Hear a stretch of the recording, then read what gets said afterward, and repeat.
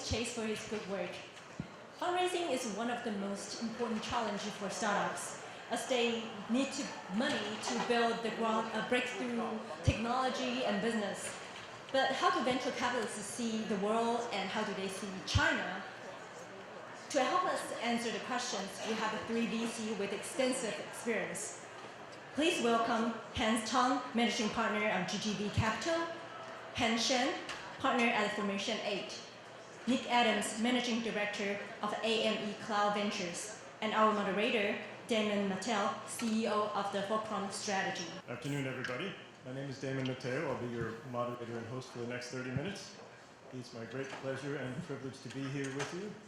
Well, it looks like I get the big boy chair, so I'll sit right here. I spend a fair amount of my time shuttling back and forth between the United States and China, both in terms of my industry job, but also teaching.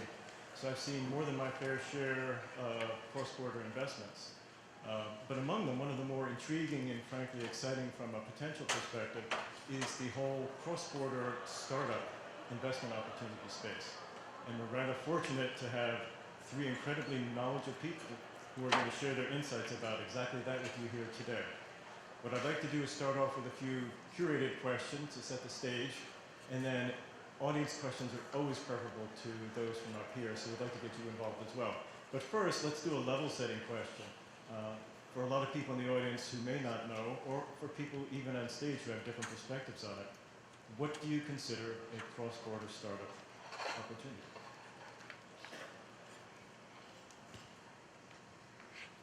I think there is a cross-border investment strategy version 1.0. Let's say 10, 15 years ago, when US firms established their office in Shanghai, Beijing, and tried to invest in local deals. There are a lot of famous firms that got their reputation and success out of that phase. I would say we are probably entering 2.0 stage. And in that regard, obviously China has been already crowded with a lot of VCs and investors. So now you enter that scene, you think about how you position yourself in the market. You gotta really think about the same question as any startup think about as differentiation. So in a way that what we think at Formation A is obviously the cross-border also means that we invest here in US innovation and figure out how to connect the dots between here and the fast-growing market, whether it's for enterprise and consumers in China, and then go from there. So in a way that we deploy our people as strategic partners on the ground in China to help out the cross-border activities and really combine the strength on both sides, but in a very different way. That's how we think we can actually contribute to the startup community. Hans, Nick? Sure.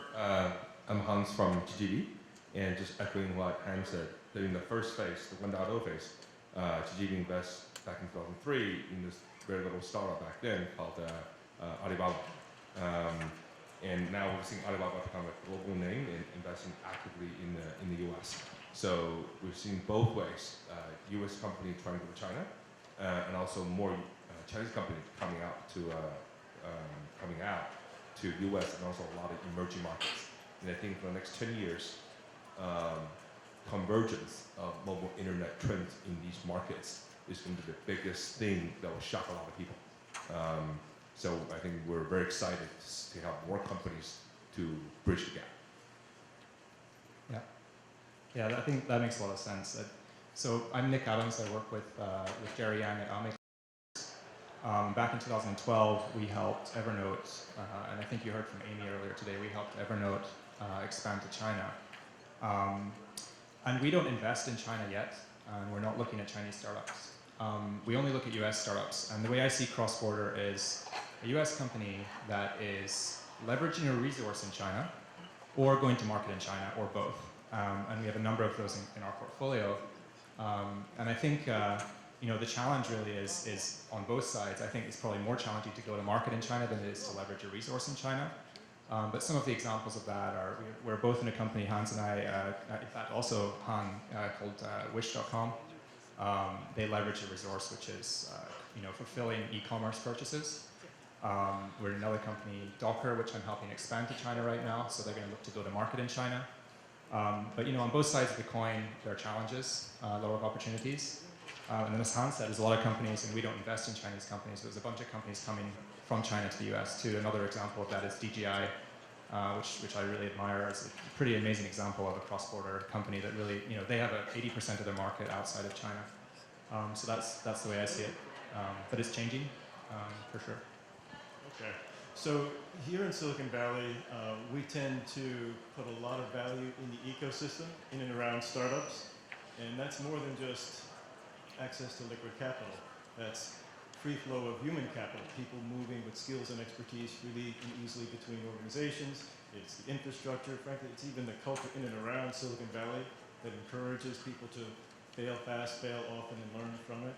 So given the nature of the complex ecosystem here and the attendant value placed on it by the people in the startups and the venture capital community, what additional challenges are there when that tight, nurturing, supporting ecosystem isn't really wrapped around you like a blanket when you are cross-border? What kind of challenges, complexities, advantages or disadvantages that has Adam introduced? Well, I'm not sure I understand the question. Are you asking that elsewhere doesn't have that ecosystem? No, what I'm saying is if a startup is meant to be created or operate across borders, Right. it means that not necessarily are they going to be able to enjoy sort of the home field advantage where they're created and where they're going to be operating. So does that introduce any complexities, extending the startup into new technology areas, into new market spaces? Well, of course, absolutely is the initial answer. But if the team has team members with global DNA, then it's very different. Nick brought an example of Wish. Wish is taking the Taobao model, which is having online merchants sell goods over their platform on their marketplace to consumers worldwide, not in China, but outside of China. The goods are mostly from China, but consumers in the US, Europe, not America. And the number 2 guy, co-founder, Danny, is from China originally. So for someone like that to operate in China is much, much easier than otherwise would have been without that. And after we invested, we helped them actually build up a China sourcing team out of Shanghai. And we see them increase their SKU on their platform from 200,000 to 35 million in the span of 15 months. Dramatic difference. Without someone like Danny, it would be much harder for all of us to help them to do that. So if you have teams that have global DNA, and increasingly we're seeing that happening, it gets much easier. Without that, you will need trusted partners. You need to have other VCs or investors on your team that know the local markets well. Because the same ecosystem we're talking about is happening here, there's one in China as well, and there's one emerging in India. So you need someone on the ground who will navigate that to help the teams do that well. Yeah, I completely agree. I think it's all about people. I mean, when it comes to Wish, they have a founder who's Chinese. That helps a lot. Evernote hired AME, and she was the perfect fit to run their shop in China. I think it's really hard to find these people, though. That's one of the great challenges. To cross borders, you need to have a cultural fit. And the kind of people you need to hire in somewhere like China is someone who would otherwise be starting a company in China. So you're trying to convince them as a foreign company, come and take a salary and work for my existing company and take a small amount of equity and effectively build a new company in China. So that, I think, presents a huge amount of opportunity, but also difficulty. I think the other challenges are operational and regulatory, and I think they're more intense in China. Another one is, of course, competition in China is extreme. So, you're dealing with, not only you're trying to hire someone who would otherwise join a startup, but you're competing with all the other local startups who are probably much better than you. So I think setting expectations is another thing that you need to do when you go into a country and not get too carried away with yourself. But those are just some of the challenges, I think. Yeah, and I totally agree with all these points. I think in addition, there are 2 other things I want to add here. One is when you go to a different market, the definition of a product market fit can be very different. I think in China, across different industry verticals, historically, there has been this notion of good enough is good, right? The speed is really the name of the game. When you try to wait until you perfect everything and then start launching in a market, you're way too late, right? You have to really figure out how to improve as you go against your competition in that market. And the other thing I have seen consistently is the difficulty in building mutual trust across border. It's very easy to say, oh, let's just take you to China market from the US innovation for a US startup. But when you get a startup like that to hear this kind of a pitch from investors or partners from over 10 times, right? You have no idea who's the right viable partner for you to go with in China. Or vice versa, if you try to push all these kind of technology innovation to China partners, and if you don't have a differentiated product or technology with any proof points from here, then gradually you lose your credibility with these Chinese buyers or partners. So in our experience, it's really about this kind of incremental steps you're going to create and accomplish. And I always say, we have a very big, gigantic gap in between the two cultures. The best way to break it down and divide that into 10 small steps, and maybe take 4 times here, 4 steps here, and 6 times there, and probably accomplish that closing the gap effectively. And the other thing is, just out here, I think we have great visibility of what's the best companies and what's the best entrepreneurs to work with. When you already filter out the noise and then work with the counterpart, that's another way to build your credential and credibility with these guys. Okay, so basically it sounds like it's the same recipe for success, but only on steroids. Human capital is incredibly important, but the fit, cross-border, it's a very narrow slice of people. Same thing with building trust. Teams only function when there's trust. Knowing your market, agile development, the same kinds of things that all the entrepreneurs in the audience are already familiar with, but with that unique cultural twist in terms of how to get themselves into the China market, or vice versa. Because when you have people in China telling you this is what's happening on the battlefield, and we need to make all these changes, the first instinct for a founder here is that, wait a second, this is work everywhere else. Why makes China any different? So that, on that point alone, you can have a 6-month, 1-year debate on why change the model at all. And that's before anything gets started. That's And 6 months too late. in the meantime, the competitors on the ground in China are already like 3 generations ahead. So that's how things usually get messy. And even after you decide that the China's important, you're gonna do it, how to do it, and what kind of changes, what kind of local authority you want to allow the team in China to make. You build a product in China, you put a server in China, you set up a VIE structure, you let someone else who's not from your core team here holds an ICP license in China, all sorts of legal issues that all the Chinese companies have to go through themselves, takes 10 times more time to sort through in a American-based company. And all that, it just wastes opportunity and time. Right. So, I mean, when you have anything that's cross-border, cross-cultural, there's always tension between people who want to do it this way and people who want to do it that way. Identifying and reconciling those tensions, do you have any sort of keys to success? How do you do that? Is it about the people? Is it about the process? Is it about the corporate culture? All of the above? I mean, I think one thing that helps is getting people around the table who've done it before. There are a lot of opinions, but I think, and it also depends on what kind of company you have. So if you're an infrastructure company, or if you're a B2B company, or you're an e-commerce company or a consumer company, these are all really different answers. But I don't think opinions are worth that much without people who have actually done it. Entrepreneurs who've done it, local entrepreneurs, local VCs, and people who have helped specifically companies cross that gap. And there are lots of different methods. I mean, some companies just go in and they wing it for a while, then kind of ask for permission, which is risky, but I think that's actually quite interesting. And others just spend a long time, trying to fix the right structure and everything, but never hire that right GM, so they're never going to be able to execute on top of that structure. One of the things we say, Jerry and I say to our portfolio companies, is you do need someone in China who's going to be your kind of government as a service, kind of GAS. I think that is important. I think that's one thing that's different about China than other countries. Other countries, you can just adhere to local regulations. In China, you need someone who really is going to be your godfather figure. And that's a really serious question. And so for our companies, that's one thing which we try and help them with, and try and connect them with local people who are going to help them do that. But I would go back to, opinions aren't worth that much without people who've done it before. And so you need to get people around the table who really understand what we're talking about. So a lot of the solutions to some of the issues that startups cross-border might encounter seem to be harkening back to the same sort of solution, i.e. the Rolodex and the people you have on staff. As VCs often have a Rolodex solution for a lot of issues.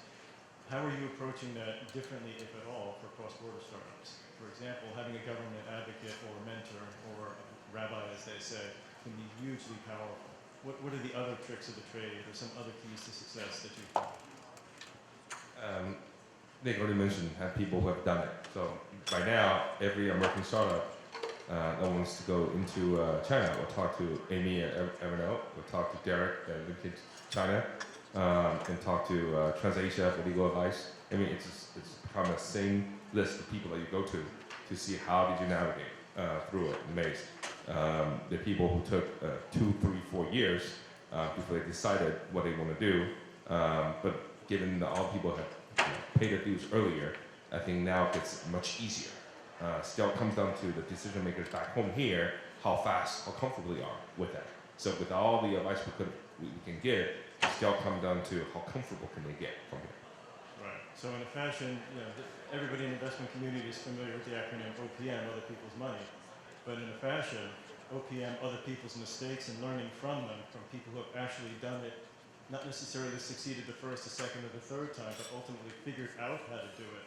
That's what those battle scars resonant in those is learning, not necessarily even learning about what they've done, but how to do it in the future.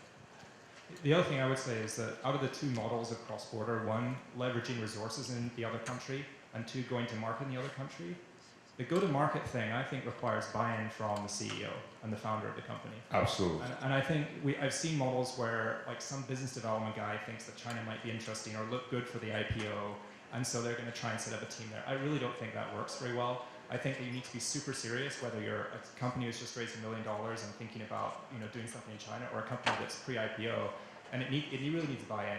One thing that worked really well for Evernote is the CEO, Phil, and founder, was absolutely committed to Evernote China way before he hired AME, way before he started talking to us. He saw the opportunity in the market, he was willing to take a risk and spend resources in his own time to build relationships and make it work. And I've seen other examples of that as well. And I think I've seen it on the other side. And I think having that buy-in is one thing that's super, super important. Yeah, just as everyone talk about decision maker and CEO, confidence and comfort level here in the States, but I think it's also important when we think about beyond the consumer space, who is the decision maker when it comes to action and partnership with a really large enterprise. As we all know, it can be a tough process to navigate through that. Every company with different subs or different issues, and everyone has a say. So figure out early on through your network and advisors who is the decision maker, but also who is the influencer is important. We invested in Series A and Series B of Oculus, and one couple of things we want to do with companies like Samsung, obviously it's not Chinese company, but share a lot of cultural challenges in the same way. So they talked to like over 20 people here in Silicon Valley, still had trouble figuring out how to exactly go through to make things happen. And so our team, both here and in Korea, actually went to the very top decision-making level of Samsung and sent their EVP of Samsung Electronics to the Bay Area to have the first meeting with Oculus, and from there, we did more handheld to drive these through. So these sort of things, can be challenging, but through your trusted partners and friends, they figure out an action plan or roadmap to make that happen. Okay, so here in Silicon Valley, we tend to think we're the sort of the cultural hub of new business creation and startups. So there's this natural proclivity for the diode effect, meaning, we have this wired, guys. You can't tell us anything. Let's turn that on its head. So all of us here in Silicon Valley, what can we learn from the Chinese startup ecosystem? What are the top 1 or 2 lessons that you found that Silicon Valley types like us should all learn and take to heart? Not just in the context of China, but certainly there, but even here. I think Hans has a lot of opinions here. I can tell from his face. Please, don't hold back. I think a lot of internet companies here are very focused on monetizing through advertising. In the US and Western Europe, definitely online advertising is the easiest way to monetize for internet companies. Everybody's trying to figure out how to add efficiency to the system and make it easier for advertisers to do that. But when you're expanding outside of the developed countries, the advertising market online is extremely small by comparison. So how do you monetize for all the traffic you could generate? Users don't pay a lot unless you offer some utility. And this is where the Chinese companies, and to some extent the Japanese and Korean companies as well, have figured out a way to do that through virtual items, as well as through building a marketplace, e-commerce. I remember back in 2006, eBay, as the largest e-commerce company in the world, in GMV, want to crush Alibaba with all the resource that they could bring to bear. And they laugh at Alibaba for making everything free. That's just insane and stupid. And little do they know that Jack had a plan to bring everybody to the marketplace, provide more SKU than anybody else in the world could do, and then charge advertising from a listing fee in the perspective of, hey, if you advertise, you generate more revenue. So it's not for advertisers, but it's for people who want to make transactions happen. and in the process, let consumers who are willing to spend money out of their own pocket to shop, to transact. So the whole full stack solution approach, not just affiliate model, not just direct traffic to someone else to complete transaction, everything happened in closed loop on one platform is something that's fundamentally different about how Chinese companies build product. This is why now you see WeChat is the one app that rules it all, and that unifies everything. Then you can do payment, you can shop offline, you can do everything on WeChat. That directly comes from the line of DNA of philosophy. And you look compare WhatsApp and WeChat, dramatically different product, even both are mobile messengers. And that's the thing that's really interesting. I think part of me, I think probably for the rest of the people on this panel as well, we wish WeChat could be more international and even do more beyond China. But the team has chosen to focus more on the home market. But I think the day will come in the next 10 years, you'll see something similar to that will have a global approach for expansion, and it will be amazing when it happens. Yeah, I completely agree, Hans. I think, so I have 3 examples, and one of them starts with messaging. I think one of the things we can learn from China and other emerging markets are, where is there a lack of infrastructure that forces a development or an innovation that then actually we can learn from, because that innovation picks up quicker than it does here in the US. I think in the messaging front, where text messaging was not as big as it is here, messaging is so much bigger in Asia, and we have so much to learn. Did you see that Facebook released Moments recently? How many people who use WeChat think that's really funny? I mean, like, and it's a slightly different feature, but they're using the same name.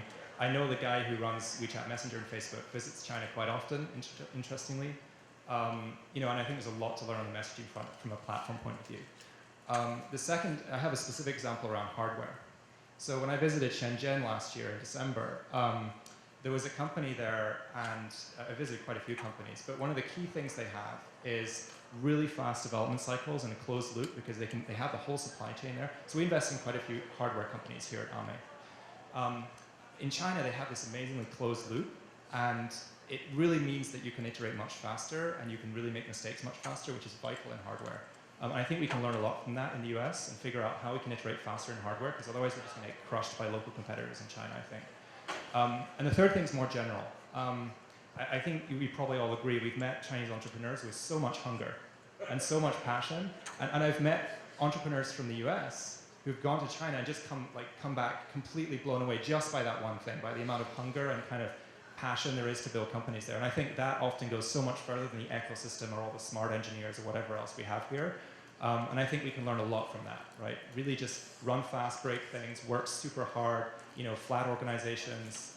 And I think that's really encouraging and really enlightening, actually. So do you think that's, if I may, do you think that's a numbers game? Or do you think that, so it's like that the metaphor in ecology is sort of species that invest very heavily in a small number of offspring like humans versus grasshoppers who have 1 billion offspring. Just by sheer numbers, they're going to succeed. Do you think it's a numbers play? It's not a numbers game. So this is an important thing to dispel. It's a very important point. That's why I want to raise it and have you all dispelled it once and for all, and we can close the book on that. Right. It's not a numbers game. No. Anybody care to explain why? We have probably invested about close to 100 companies in China. Almost every single one of them, you go there on a 10 or 11 o'clock at night, anywhere from 70 to 90% of people are certainly be there. And you go there on weekends, people work at least one day during the weekend. For Xiaomi, for the first 4 years, it's both days on the weekends. And when this is why when people see something like Xiaomi that grow $10 billion a year in income in 4 years, revenue in 4 years, people think that's a numbers game because China's a big market. No, because they work 3-4 times as hard. That's why the results are very different.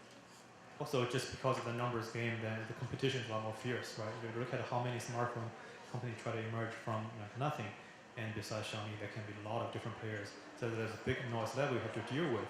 And I think that really speed is the name of the game. Hans and I have a co-investment in a smart hardware company from a training experience.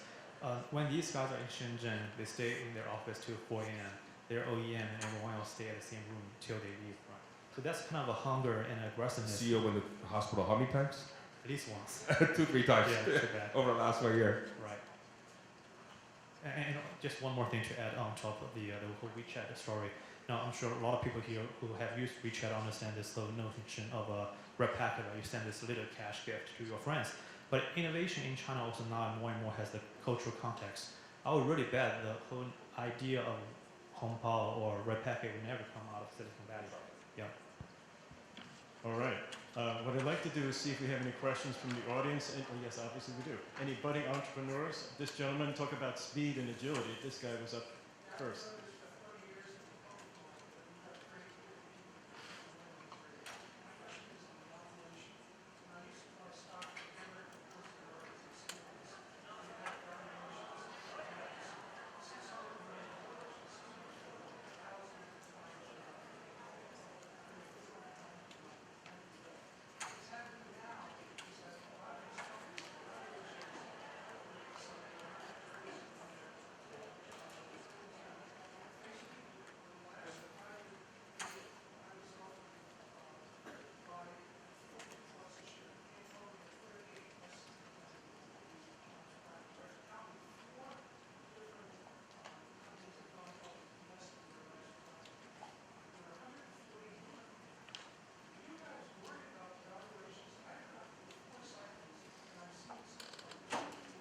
What's the stock price of Facebook now?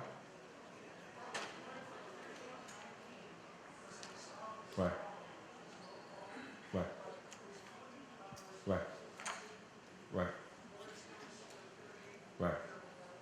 Right. So what's the stock price now?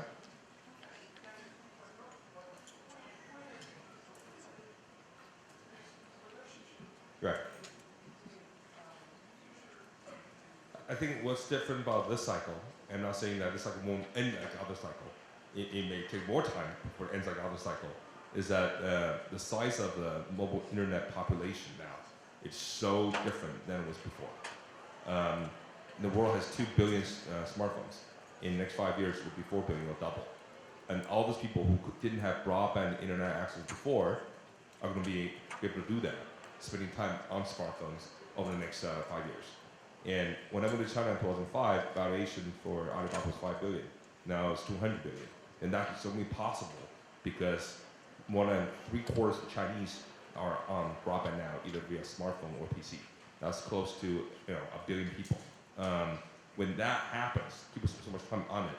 The entire shift from offline to online, from old to new economy is so dramatic that valuation is crazy. I'm not disagreeing with you on that. But the room for growth is just so much more possible. The release of productivity and consumption is never unprecedented. So how do you navigate through all this? It's still coming down to stock picking. Did you pick the right horse? A lot of people will end terribly. I know over $4 billion went to e-commerce space in China, only 5 IPOs. So the other 1,000 companies that got funded did not end well. But those 5 that went IPO, my God.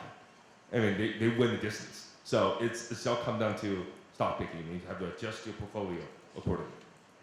And all 3 of us do like to invest when the price is still low. Yeah, if you invest at a $4 million valuation, whether you're paying $15 or 20 or 40 at stock price. So you heard that here first. Buy low, sell high, right? Okay. Buy extremely low, sell pretty okay. Oh, we're learning as we go. That's agile development. I would still argue for every unicorn that could succeed at the end, that can go the distance, those deals were all expensive every round they raised money. So there is no way in my mind anymore you can find a cheap deal. Does the entrepreneur think they have something amazing? And in fact, it does become amazing, then any price you pay earlier becomes a non-issue when they have that growth. So I think we have time for just one more question from the audience. This gentleman's been very patient. I'm interested in your opinion about macro policy for developing SMEs in China. Right now, there are 2,000 companies with applications to go public OTC in China. There's been a collapse in the last year of the shadow banking system.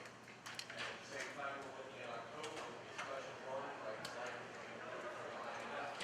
Can you give us some sense about how venture capital is being raised responsibly in context and perhaps there is a learning curve in the public context? Is there a bridge to be crossed? I think people naturally assume that the tech market that a lot of VC invest in are related to the stock market in China. That's a very understandable assumption, but it's not right. Most of the companies that are listed in Asia stock exchanges, and there are three big ones, are mostly old economy companies, are mostly state-owned enterprises or companies that try to serve in that part of the economy. And unfortunately, the euphoria generated from gambling in the stock market of those kind of slowing growth companies have affected the IPO application status of some new economy companies. As with anything in China, it takes time to sort through the issues. This IPO suspension period may last a year, 2 years, no one knows. But I think by the time the IPO window opens up again, you will see much better companies going through the IPO process. And I think that's when you will see more genuine, homegrown, R&D funded innovation going on. But in terms of the fundamentals of the economy, the new economy, the internet-driven economy, are growing very nicely. You look at Apple, their performance in Q2 and even Q3, when the stock market was very volatile, numbers continue to be strong. And so companies that serve consumers who buy iPhones are going to do quite well. You look at numbers for Baidu and for Alibaba and Tencent, you see very interesting numbers for Q3. Actually, I have a really quick follow-up question for both of you guys, if that's okay, because you both invest in China. So is there a shift to RMB funded companies away from USD quite quickly in this year and following years? And do you think that'll sustain? You do see some, especially in clean tech and healthcare. In internet space, people still mostly take US dollar investments. And the reason is a lot of them still have ambition to list outside of China if they want to go global. How long that's the case is to be determined. Having an IPO suspicion makes it easier for them to take US dollar money again. But I think in 2-3 years, when the IPO market opens up again, and who knows how long it will take, but when it happens, that could be one permanent shift. So we'll see. Yeah, during this interim, actually one thing I'm still trying to follow and figure out is now there is a crash in the public stock market, whether it's A-share or the OTC. There's also a reallocation in the asset management. So there's a lot of money pulled away from the public stock market. Now where does it go, right? So I've seen some of the folks with a lot of money or the funds come over here to the States, whether it goes into real estate or even establishing new GPLP funds focusing on the Silicon Valley investment in a way that we think the price here can be very crazy for some of our friends if they think it's cheap. So this really kind of interesting shift, right? I don't know how long this is going to last, but it does create a window for cross-border investment. What I noticed is that the reason a lot of Chinese VC think the price here is cheap is Chinese companies grow at a much faster pace. So people tend to want to pay for the premium on fast-growing companies. I think a lot of them will be disappointed that the US companies tend not to grow as fast for a variety of reasons, because innovation takes time. So a lot of entrepreneurs here take 2 to 4 years to figure out what a model is. And a lot of entrepreneurs here come from 1% of the population. By the time they figure out how to do a mass market strategy, it takes 2 to 4 years. And there's a lot of core technology development happening here that takes a few Correct. years to get going, whereas in China it's more business model application. Correct. And 85% of the products on Kickstarter are delayed because it takes time for people to figure out how to actually make the stuff. In China, you don't have that kind of issue as much. So it will be very interesting as this global convergence go on, how the investors and startups get to know how the other market will work. And we're in very interesting times. I wouldn't even say I'm sorry, gentlemen. We're getting the hook, or rather, I'm getting the hook. We're going to have to draw this very interesting conversation to a close. I want to thank everybody in the audience for your kind attention and really good questions, and especially thank our panel of experts who brought their insights to a very interesting and intriguing topic. So thank you very much, everybody. Thank you.